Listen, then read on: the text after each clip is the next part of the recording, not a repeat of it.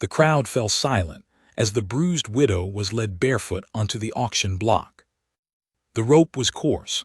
I remember that before anything else, not her face, not the crowd, not the men on the platform. Just the rope around her wrists, the fibers stiff with old blood that wasn't hers. I was standing at the edge of Garza's yard with my hat low and my thumbs in my belt, same as half the men in Cobb County that morning. We were there for the auction. Garza had put out word 2 weeks prior, assets to be sold, debts to be settled. He did that sometimes when a man died owing him. Frank Delgado had died owing him plenty, and now everything Frank had built was being broken apart and sold at a table under the cottonwood shade. His mules, his tools, his timber rights, his water claim. In that order, as I understood it. Nobody told me there was a woman. I want you to understand what I mean when I say the crowd fell silent. This was not the quiet of reverence or discomfort. It was the quiet of men who have a thing figured out before they speak, men who have already decided something by the time words would slow them down. 40, maybe 50 men in that yard, and when that door opened and they brought her out, every last voice stopped, and all you could hear was the dry wind off the mesa and the sound of her feet on the packed earth. She was small, dark hair loose, matted at one side. Her dress, what was left of it, was a pale blue that had gone gray from dust and sweat. The left side of her jaw was bruised dark as a plum, and her feet were bare, and she was walking straight. That's the thing I keep coming back to. She was walking straight. Garza's man Cutter had the rope. He led her to the platform like you'd lead an animal you'd already broken, and when he turned her to face the crowd, he did it with his knuckle against her shoulder, a small shove that said something about how many times he'd done it before. Garza stood to the side with a ledger. He was a soft man, Garza, well-fed, well-dressed, eyes the color of old fat. He said her name, Elena Delgado, widow of Frank, and said she was part of the estate, that Frank had signed papers, that she had debts of her own now that Frank was in the ground. He said it the way you'd list a harrow or a water trough.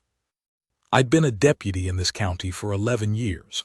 Before that, I'd ridden for a cattle outfit out of Sonora for 7.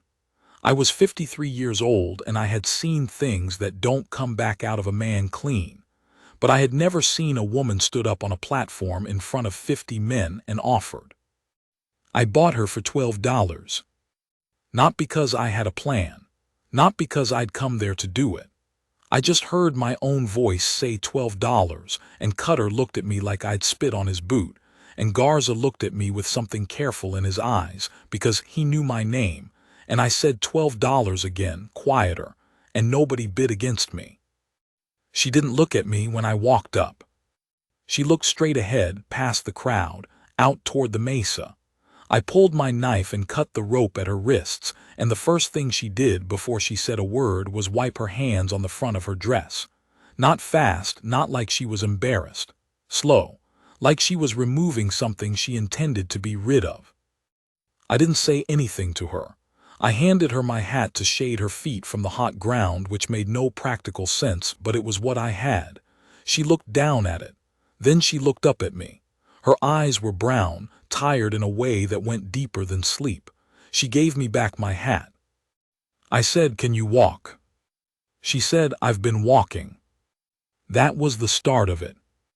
My name is Cal Reeder. I want to be clear about what I was and what I wasn't before any of this began. I was not a hero. I was not a young man. I was a man who had gotten quiet over the years the way a fire gets quiet, not because the wood ran out, but because the wind died down and there was nobody around to keep feeding it.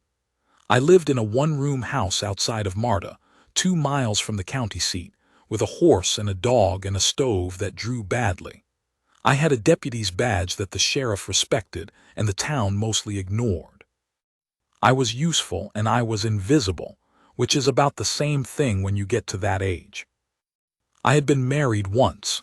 Her name was Patricia and she had died of fever in 1881, 7 years prior, and I had buried her under a juniper on the north side of our land, and I had kept on. You keep on. There's not much else that's offered to you. What I'm telling you is this. I was not looking for something. I was not a man about to be rescued, at least not in any way I could have identified. I was just a man standing at the edge of a yard watching something wrong get done, and I had $12 in my pocket and no particular instinct for self-preservation. I drove her out to my place in the buckboard. We didn't speak much on the road. At some point she asked if I had water and I gave her the canteen and she drank from it without wiping the mouth, which told me something about how thirsty she was. The bruise on her jaw had gone purple in the full sun. I did not ask about it. She did not offer. When we got to the house, she stood in the doorway for a moment and looked at the room, and then she stepped inside and sat down in the chair by the stove. She folded her hands in her lap. She looked at the cold stove. I said, "I'm going to put water on." She said, "All right." I said, "I don't know what you want to do." She said, "I don't know either." I put water on. I found a cloth and gave it to her for her face. She pressed it against her jaw and held it there without flinching, looking at the wall. I fed the dog. I did not ask her what Garza had done to her, or how Frank had ended up owing that kind of money, or what the papers said. Whatever those papers were, they were wrong, and I knew enough law to know they were wrong, and I was going to deal with that. But it didn't need to be said in the first 10 minutes. After a while she said, "You're a deputy." I said yes. She said, "The deputies work for the county. The county does what Garza says." I said, "Some of them." She looked at me then, not with hope exactly, more like she was measuring something the way you'd measure a board before you cut it. I let her look. I said, "You're not going back there." She didn't say anything. I said, "Whatever those papers say, you're not going back. I'll sort the papers." She said, "You might get yourself killed sorting those papers." I said, "That's my business." She looked at the stove for a while. Then she said, "His name was Frank and he was not a good man, but he didn't deserve what they did." I said, "What did they do?" She said, "They shot him for crossing Garza, and then they put his debts on me, and said I'd signed something I never signed." I didn't say anything. She said, "I never signed anything." I said, "I know. I want to tell you what those next weeks were like because they were not what you'd imagine. There was no warmth at first, not the kind you can touch. She slept on the bed and I slept on the floor by the stove, and in the morning she was up before me, which surprised me, and I'd find coffee made and the dog fed and her sitting outside on the step watching the light come up over the mesa. She was not fragile. I want to be clear about that. She did not melt into helplessness or cry at me, or need to be carried through the days. What she did was work. She fixed a hinge on the door that I'd been ignoring for a year and a half. She found a leak in the roof and patched it with a bucket of pitch she found in the lean-to. She reorganized my kitchen in a way that made sense only to her, and when I went to find the salt one morning and couldn't, and asked where it was, she reached past me and put it in my hand without looking up from what she was doing, and the whole thing annoyed me in a way that was not unpleasant. She didn't ask me to do anything about Garza. She knew I was going to. She was watching to see what I was made of. I went to Marta first.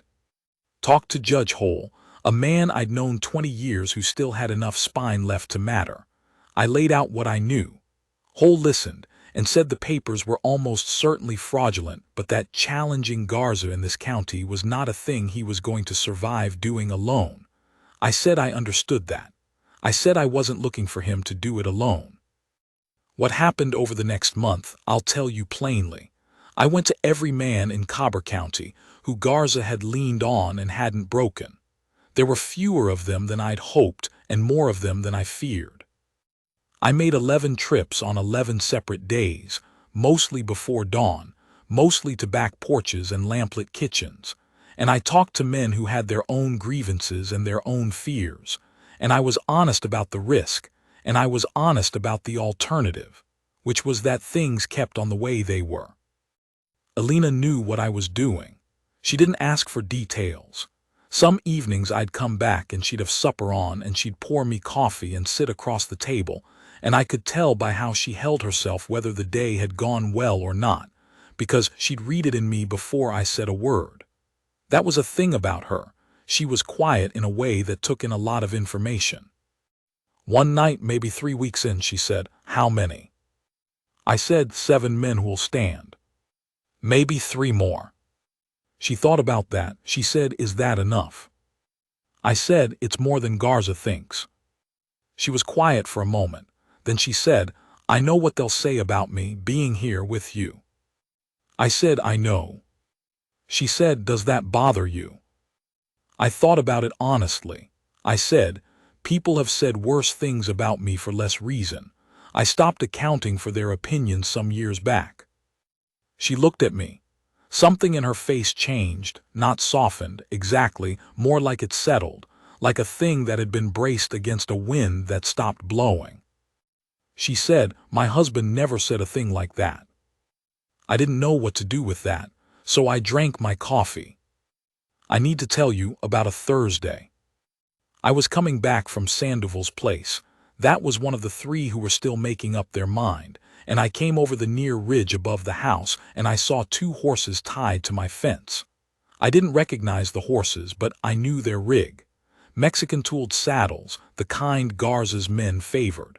Good leather and ugly men. I came around the front slow, hand near my gun, and I heard voices.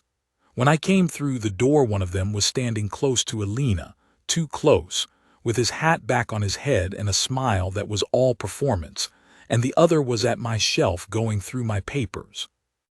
The one at the shelf said, without turning around, "Reader." I said, "Step away from those." He turned. It was Cutter. I had been waiting for Cutter. He said the usual things. That I had property that belonged to Garza. That the papers were legal and I was the one breaking the law. That I should hand her over and save myself some trouble. I looked at Alina. She was standing with her arms at her sides, not backed up against anything, not trembling. She was just standing there looking at me, and her face said, "Whatever you're going to do, do it. I don't need theater."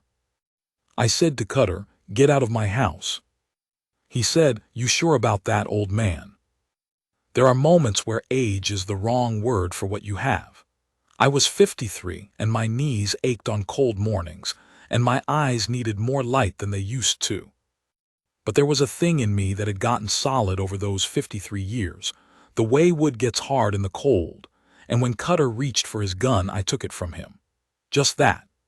I stepped in before the draw was complete and took the gun from his hand, and then I hit him once, not hard, just enough, and he sat down against the wall with the kind of surprise on his face that men get when something doesn't go the way they scripted it. His partner at the window went still. I said, "If I see either of you within a mile of this house, I will have you in front of Judge Hole before nightfall. Go back and tell Garza what happened here. Tell him exactly." They went. When they were gone, Alina sat down at the table.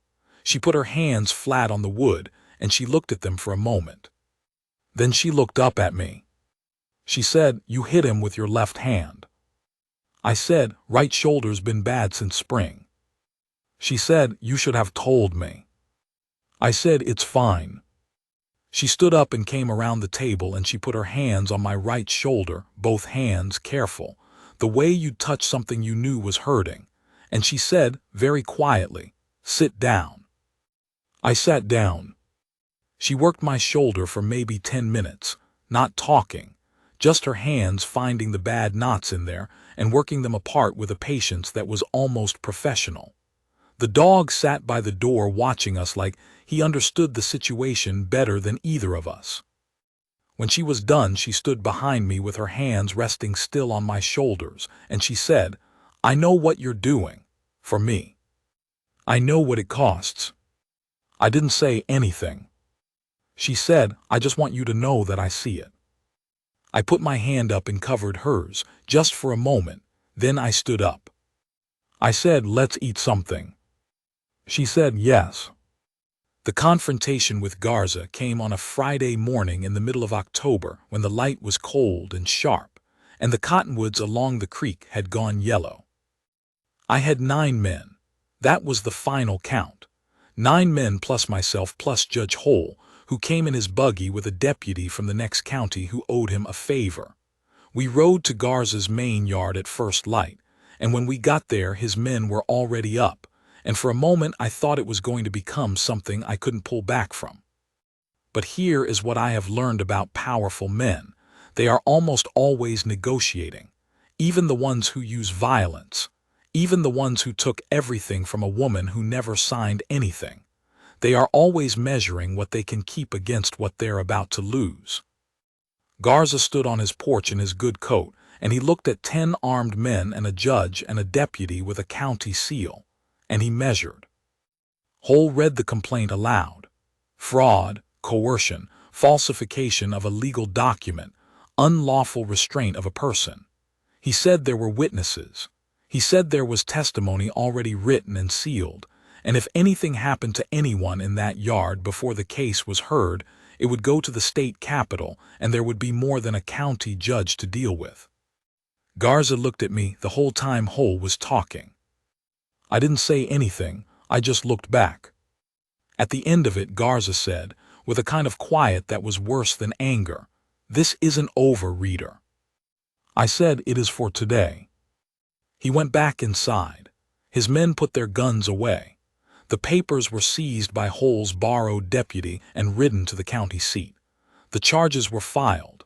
3 weeks later, before any of it could go to a proper hearing, Garza left Cobb County for reasons nobody ever stated publicly and didn't come back. Things like that happen out here. Sometimes a man looks at the arithmetic and decides the territory is easier somewhere else. Alina stayed. I want to be honest about how that happened, because it was not a simple thing and it was not fast, and I am not a man who has ever been good at putting words around these particular feelings. But I will try. About 2 weeks after Garza left, on a night when the cold had come down off the mountains proper, and we had the stove going high and the wind was loud against the wall, she said to me, "I've been thinking about going to my sister in Presidio." I said, "That makes sense." She said, "She has a good house, there's room." I said, "Good." She was quiet for a bit. The wind pushed at the wall. The dog shifted near the stove. She said, "You're not going to ask me to stay." I said, "It's not my place." She said, "I've been here 3 months." I said, "I know." She said, "And you've never once." She stopped. She tried it again. "You've treated me the whole time like I was a person who had the right to make her own choices." I said, "You do." She said, "Not everybody thinks so." I said, "I know, but you do." She looked at the stove for a long time. The fire made a sound in there, a low settle, the wood giving up the last of something. Then she said, "I don't want to go to Presidio." I looked at her. She said, "I know what that means, saying that to you." I'm saying it clear-eyed. I said, "Alina." She said, "What?"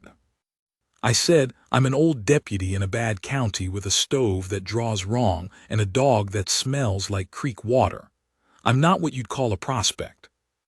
She looked at me with those tired brown eyes that had seen a great deal more than me, and she said, "You stood up in front of a yard full of men who would have stopped you, and you bought back my life for $12. I said, "I'd have paid more." She almost smiled. It was small and it was quiet and it was the most I'd ever gotten from her. She said, "I know you would have." She got up from her chair and she came and sat down next to me on the bench by the stove, close enough that her shoulder touched mine. She didn't reach for my hand. She didn't have to. She just sat there, her shoulder against mine, and we listened to the wind work at the house, and the dogs breathing and the fire. That was the night everything changed. There was no declaration and no ceremony, and nothing was said that hadn't already been said. She just stayed on that bench until the fire burned low, and in the morning she was still there, and that was what it was. I'll tell you what the county said, because you may as well hear it. They said I was a fool for tangling with Garza. They said I was a fool for keeping a widow woman in my house the way I had. Some of them said things about Alina that I will not repeat, and a few of them said things about me that I have never repeated either, and I have lived with that. You live with it. But here's the other side of it. There was a man named Henry Rusk who had the feed store in Marta. He had been one of the 9. After everything was settled and Garza was gone, Rusk came to me one afternoon and shook my hand, and he said, "I watched you stand in that yard, and I want you to know I've been telling people what I saw." He said, "A man like that doesn't get enough said about him while he's alive." That is the only time in my life a man said anything like that to me, and I have not forgotten it. About a year later, Alina and I were married by Judge Hole in the same courtroom where the Garza complaint had been filed. Hole wore his good coat. Alina wore a dress she'd made from cloth I didn't know she'd bought, a dark green that made her look like herself in a way she hadn't looked since I'd met her, color back in her face, and the bruise long gone, and her standing straight the way she'd stood straight in Garza's yard with the rope on her wrists. I stood beside her. I was 54 years old, and my shoulder still gave me trouble, and my knees were worse in the cold, and none of that mattered at all. Hole said the words. I said my part. Alina said hers, looking at me the way she always looked at me, that measuring quiet that had learned by then that I was someone worth measuring. When he told me to kiss her, she put her hand up on my chest, not to stop me, just to hold on to something solid, and I kissed her, and Hole cleared his throat, and the borrowed deputy clapped once from the back of the room. I want to tell you about the morning. Not a particular morning, just what mornings got to be. I would wake early, the way I always had, and the room would be cold, and the dog would be on the rug by the door, and the sky through the east window would be just starting to go pale. Alina would be asleep, her hair across the pillow, one hand tucked under her chin. I would get the stove going, that's all. Just get the stove going slowly, not making noise, feeding in the small stuff first and then the bigger pieces, getting the draw to work, which it eventually did once I found what was blocking it, which was a bird's nest, which made Alina laugh so hard when I told her that she had to sit down. The coffee would come up and the light would come up together, and after a while I'd hear her moving in the other room. And then she'd come in her robe with her hair loose, and she'd look at the coffee and then at me, and she'd say, "Good morning," in a voice that was still mostly asleep. And I'd hand her the coffee, and she'd take it with both hands. Every morning for years. I have told this whole thing to nobody living. My reasons for telling it now, I'll leave out. But I want to say one more thing before I'm done. That day in Garza's yard when I said $12 and nobody bid against me, I have thought about that 1,000 times. Why nobody stopped it? Why nobody else stepped forward? There were good men in that crowd, men I knew, men who would have called themselves decent. I don't say this to make myself out to be something I wasn't. I was not brave in any particular way. I was just a man who had $12 and no particular instinct for looking away from a wrong thing. But Alina, here is what I mean to say about Alina. She had every reason to be done with men. She had been failed by one, wronged by a pack of them, stripped of everything in front of 40 others. She had come into my house on a rope, and she had watched me for months, measuring, not trusting, not closing, just watching.